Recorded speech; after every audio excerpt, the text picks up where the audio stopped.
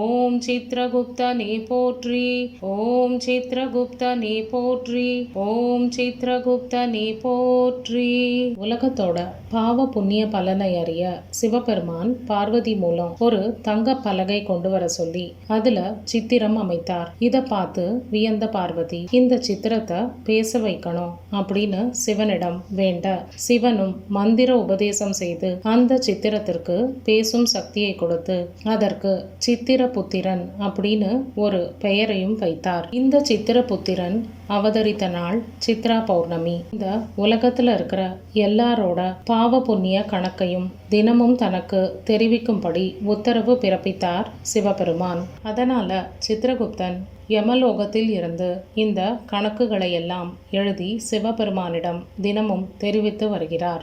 அப்படிப்பட்ட சித்திரகுப்தன் அவதரித்த இந்த நாள்ல விரதம் இருந்து அவரை வணங்கினால் அந்த மனிதர்களோட பாவ கணக்குகளை குறைத்து நல்ல பலன்களை வழங்குவார் அப்படிங்கிறது ஒரு நம்பிக்கை. அது எப்படி? சித்திரகுப்தனை வழிபடும் போது நம்ம மனசுலயும் எண்ணத்திலையும் ஒரு தெளிவு உண்டாகும், மனக்குழப்பம் நீங்கும். இதனால நம்ம தவறு செய்வது குறைந்து நல்ல சிந்தனை அதிகரிக்கும், பலவிதமான நன்மைகள் பெருகி கொண்டே செல்லும். அதனாலதான் பாவ கணக்குகள் குறைந்து நற்பலன்கள் வழங்குவார் அப்படின்னு சொல்கின்றோம். சித்ரா பௌர்ணமி அன்னைக்கு நம்ம செய்யற தானம் சிறிய அளவாக இருந்தாலும் அதோட பலன் மலை அளவாக திரும்ப கிடைக்கும். அதனால தவறாமல் நம்ம இன்று நம்மால் இயன்ற அளவு தானம் செய்து உதவி செய்து வழிபாடு செய்ய வேண்டிய உகந்த நாள். சித்ரா பௌர்ணமி அன்னைக்கு அரிசி தானம் செய்வது மிகவும் சிறப்பு வாய்ந்தது, மங்களகரமானது என்று சொல்லப்படுகின்றது. அதையும் தாண்டி நம்ம பாயசம் தானம் செய்யலாம். அன்னைக்கு பாயசம் அரிசியில மட்டுமே தயாரிக்கப்பட வேண்டும்.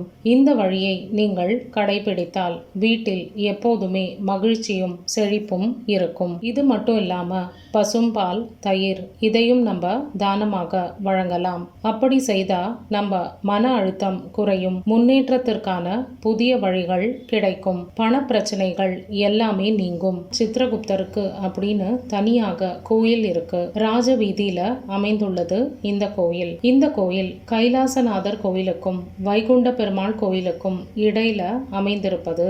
இதுக்கு ஒரு குறிப்பு இருக்கிறது என்கிறார்கள் அடியவர்கள். அவரவர் செய்யும் பக்திக்கு ஏற்ப கைலாயத்துக்கோ வைகுண்டத்துக்கோ அனுப்பி வைப்பார் என்பதுதான் அந்த குறிப்பு. கையில எழுத்தாணியும் ஓலைச்சுவடியும் கொண்டவர் சித்திரகுப்தன். கர்ணாம்பாள் இவரோட மனைவியின் பெயர். காஞ்சிபுரம் கோயிலில் இவர் கர்ணாம்பாள் சமேதராக காட்சி கொடுக்கும் உற்சவ மூர்த்தி உள்ளது. கர்ணம் அப்படின்னா கணக்கு பிள்ளை, கர்ணத்தின் மனைவி.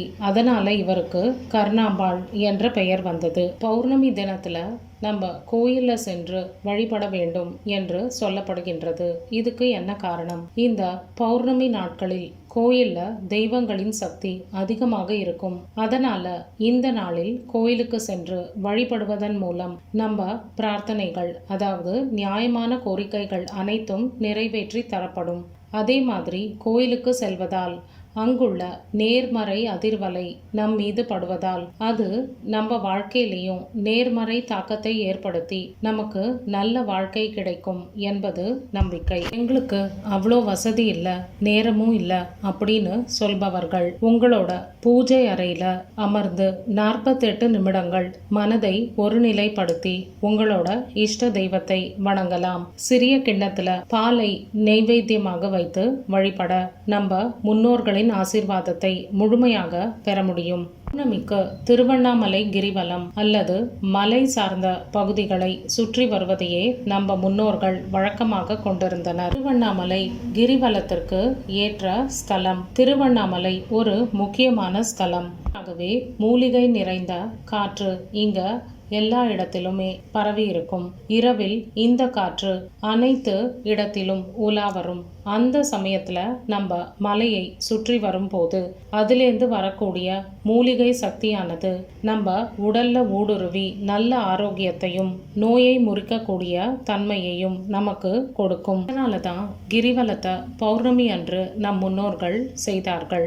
சந்திரனோட ஒளி நேராக மூலிகை செடியின் மீதும் தாவரங்கள் மீதும் படும்போது ஒருவித சக்தியை இந்த தாவரங்கள் கிரகித்து கொண்டு அதை காற்றாக வெளியிடும். அந்த சமயத்துல நம்ம அந்த காற்றை சுவாசித்தால் நமக்கும் அந்த சக்தி கிடைக்கும். இப்படி உங்கள் வீட்டில் அருகில் இருக்கக்கூடிய மலை நிறைந்த பகுதிகளில் நீங்கள் கிரிவலம் வரலாம். ஆனால் கிரிவலம் வர வேண்டும் அப்படிங்கிறது கட்டாயம் அல்ல. ஏனென்றால் சில காடு பகுதிகளில், மலை பகுதிகளில் ஆபத்தான விலங்குகள் கூட இருக்க வாய்ப்பு இருக்கின்றது. அதையும் நம்ம மனதில் வைத்துக்கொண்டு அதன்படி நம்ம பௌர்ணமி அன்று வெளியில வந்து தூய்மையான அந்த காற்றை சுவாசித்தாலே போதும். இறைவனை பிரார்த்தனை செய்து கொண்டு சித்ரா பௌர்ணமி அன்று இந்த ஸ்லோகத்தை நாள் முழுவதும் எத்தனை முறை வேண்டுமானாலும் துதிக்கலாம்.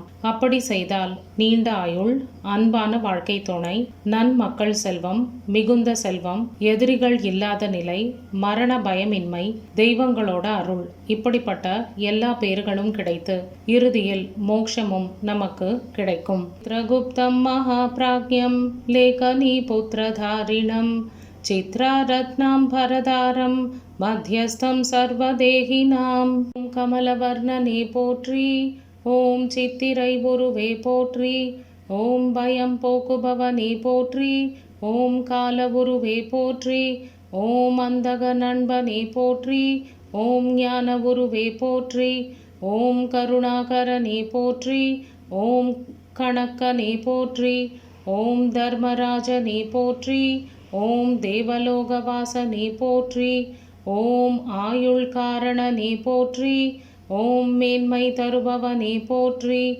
ஓம் குழந்தை வடிவினனே போற்றி, ஓம் குளிகன் உருவினனே போற்றி, ஓம் புண்ணிய தோற்றமுடையாய் போற்றி, ஓம் சித்ரகுப்தனே போற்றி, ஓம் சித்ரகுப்தனே போற்றி, ஓம் சித்ரகுப்தனே போற்றி.